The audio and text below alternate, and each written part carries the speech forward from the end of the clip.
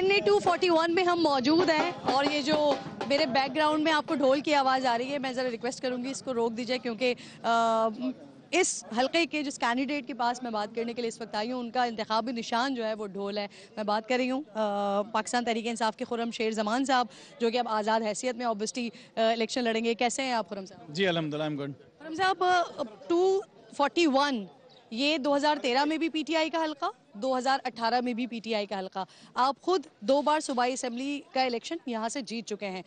अब सर क्या एक्सपेक्ट कर रहे हैं, क्या उम्मीदें हैं, क्या तवक्कात हैं? क्योंकि इस वक्त सिचुएशन आपके लिए कुछ नॉर्मल वाली सिचुएशन नहीं है, आपके पास अपना निशान भी नहीं है, ढोल के निशान के ऊपर आप इंतखाब लड़ने जा रहे हैं। नहीं, देखें, ऐसा कुछ भी नहीं है।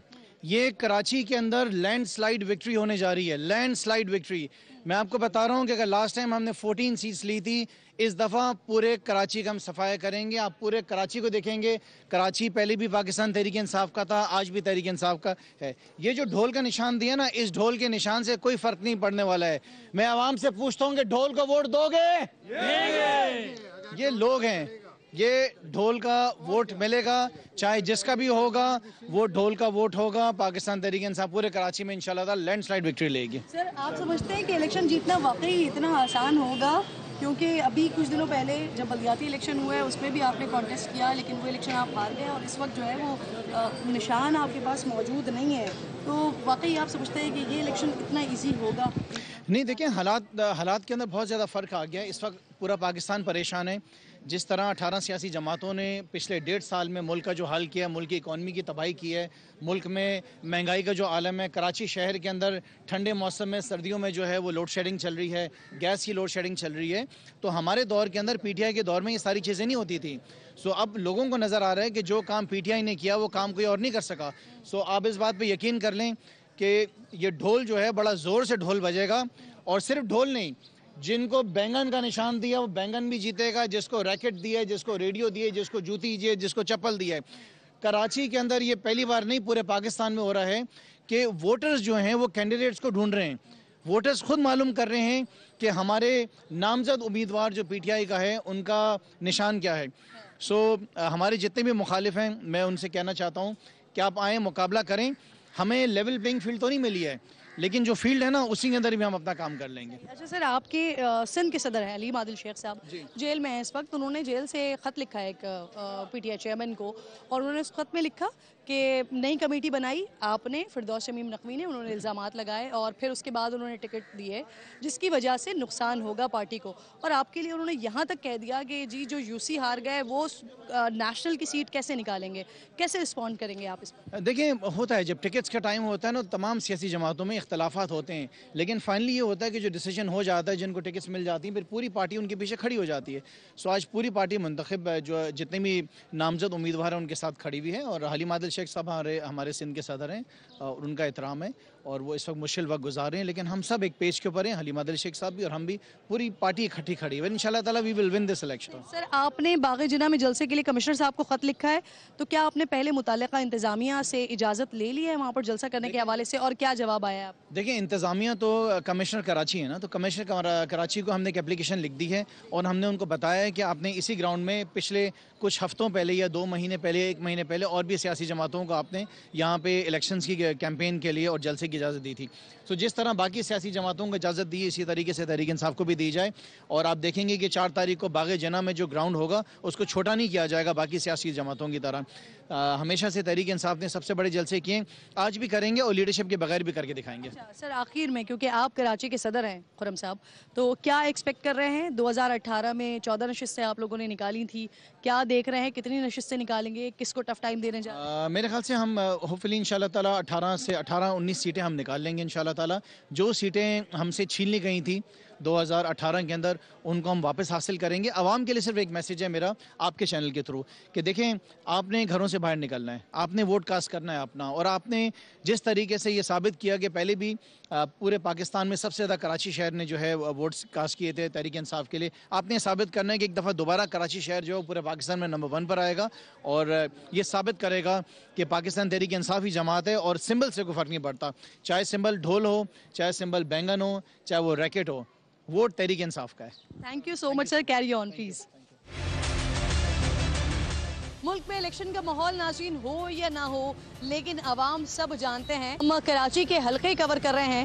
کل ہم نے NA 239 کور کیا تھا. آج ہم کراچی کا حلقہ NA 241 جو کہ کراچی کا بزنس ہب ہے اس کو کور کریں گے. لیکن ان تمام سے پہلے میں ذرا بات کرنا چاہتی ہوں پاکستان کی اس جماعت کے بارے میں, کراچی کی اس جماعت کے بارے میں جو 2013 تک کراچی کی مضبوط ترین جماعت تھی, متحدہ قومی موومنٹ, جس نے 2013 میں کراچی سے 17 نشستیں حاصل کی تھیں. پھر اس کے بعد 2016 آیا, 22 اگست آیا, ایک ایسا واقعہ ہوا کہ جس کے بعد متحدہ قومی موومنٹ کا ڈاؤن فال شروع ہوا. ان کی جماعت ٹوٹی, بکھری, نئی جماعت بنی. پھر آ گیا 2018 کا الیکشن جس میں اسی متحدہ قومی موومنٹ نے, جس میں 2013 میں جو 17 سیٹس لیتی ہے, 2018 میں وہ 4 سیٹس پر آ جاتی ہے اور کراچی کی ایک بڑی جماعت بن کر ابھرتی ہے پاکستان تحریک انصاف, جو 2018 کے الیکشنز میں 14 نشستیں حاصل کرتی ہے. پھر اس کے بعد اس جماعت کا, متحدہ قومی موومنٹ کا ڈاؤن فال چل رہا ہے. ان کی جماعت ٹوٹ رہی ہے, بکھر رہی ہے, بن رہی ہے نئی جماعت. یہ پھر یکجا ہو جاتے ہیں اور پھر آ جاتا ہے 2024 کا الیکشن, جس کے بارے میں جو سیاسی ناقدین ہیں وہ یہ کہتے ہیں, وہ یہ سمجھتے ہیں کہ متحدہ قومی موومنٹ کا ریوائول ہونے جا رہا ہے. یہ دوبارہ سے کراچی میں کم بیک کرنے جا رہے ہیں. تو چلتے ہیں سب سے پہلے متحدہ قومی موومنٹ پاکستان کے سربراہ خالد مقبول صدیقی صاحب کی طرف اور ان سے یہ پوچھتے ہیں کہ ان کی جماعت کے اندر جو یہ ٹوٹنے بکھرنے کا سلسلہ ہے, جو جماعت کے اندر اختلافات ہیں, کیا وہ ختم ہو گئے ہیں اور اس کے بعد کیا واقعی متحدہ قومی موومنٹ کراچی میں کم بیک کرنے جا رہی ہے, 2013 کی پوزیشن پر واپس آنے جا رہی ہے. آئیے چلتے ہیں خالد مقبول صدیقی کے پاس.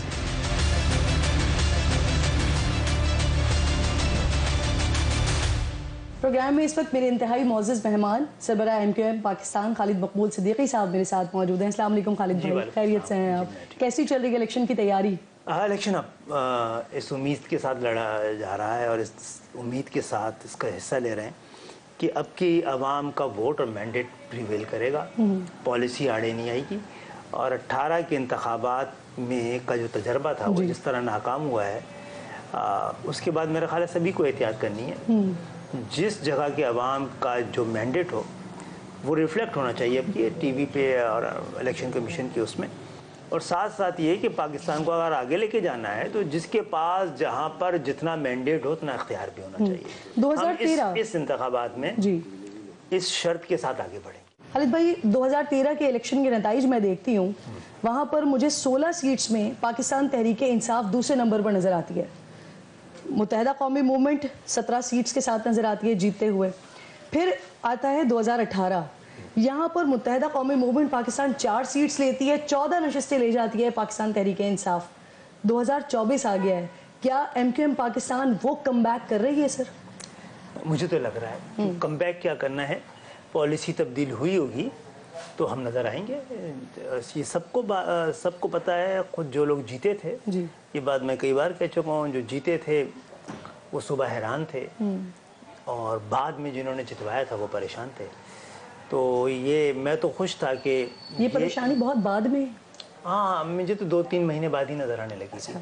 تو بہرحال میں تو خوش ہوا اس وقت کہ یہ ایک آپشن تھا, وہ وقت سے پہلے آ کے ایگزاسٹ ہو گیا. آپ کا جو سوال ہے اس کا جواب یہی ہے کہ ہاں MQM آ نہیں رہی, آ چکی ہے. مسلم لیگ نون کے ساتھ سیٹ ایڈجسٹمنٹ خالد بھائی خواہش تھی یا مجبوری؟ نہیں بھائی, یہ بات بھی ہم کئی بار کہہ چکے ہیں کہ وہ جو ملاقات لاہور کی تھی نا, وہ ملاقات تھی, اتحاد نہیں تھا. اور ہم نے اپنے کنسرن بتائے تھے, ہم نے ان کے ساتھ ان کے ساتھ جو ہمارے وہ تعلقات رہے ہیں اس کو دہرایا تھا. اور انہوں نے بھی, ہمیں لگا کہ بہت کچھ وقت کے ساتھ سمجھا ہے, سیکھا ہے, اپنے آپ کو تبدیل کیا ہے. تو سیٹ ایڈجسٹمنٹ تو ایسا سچ نہیں ہوئی ہماری. اور سیٹ ایڈجسٹمنٹ MQM کو تو بالکل ہی سوٹ نہیں کرتی. اوبیسلی سوال بھی سب سے امپورٹنٹ یہی رہا ہے کہ کراچی میں آپ کو ضرورت پڑ گئی سیٹ ایڈجسٹمنٹ کی. ہم لاڑکانہ میں جا کے کسی سے سیٹ ایڈجسٹمنٹ کر رہے ہوتے, یا لاہور میں کوئی ہمارے ساتھ کرتا, تو پھر ہم کراچی میں کرتے نا, کراچی میں. اور سیٹ ایڈجسٹمنٹ بھی وہاں پہ کرنی ہے جہاں پہ MQM جیتنے کی پوزیشن میں. تو کہتے ہیں ورنہ فائدہ کیا ہے. تو یہ تو عجیب و غریب معاملہ ہے. اور سیٹ ایڈجسٹمنٹ کو میں جمہوریت کی روح کے خلاف بھی سمجھتا ہوں. یہ لوگ ہمیں ووٹ دینا چاہیں اور ہم کسی اور کے حق میں وڈرا ہو جائیں. تو سیٹ ایڈجسٹمنٹ کراچی کے آؤٹ اسکرٹس پہ جہاں پر ہمارا ووٹ اس قدر نہیں ہے, اس پہ بات کی جا سکتی تھی, بات ہوئی بھی ہے. کچھ ایڈجسٹمنٹ ہوئی بھی ہے، لیکن ایز سچ سیٹ ایڈجسٹمنٹ اندرون سندھ میں ہمارے کئی پاکٹس ہیں 20-20 ہزار 30-30 ہزار کے، جہاں پر ہم ہرا اور جتوا سکتے ہیں، شاید جیت نہیں سکتے وہاں کے ماحول کی وجہ سے بھی. جی تو وہاں بھی ہم نے کہا تھا کہ بات کی جا سکتی ہے، بعض جگہوں پہ بھی بات چیت ہوئی ہے، لیکن کراچی میں ہمیں سب سے درخواست کرتے ہیں کہ یہاں تو آپ ہمیں کھیلنے دے اس پچ پر.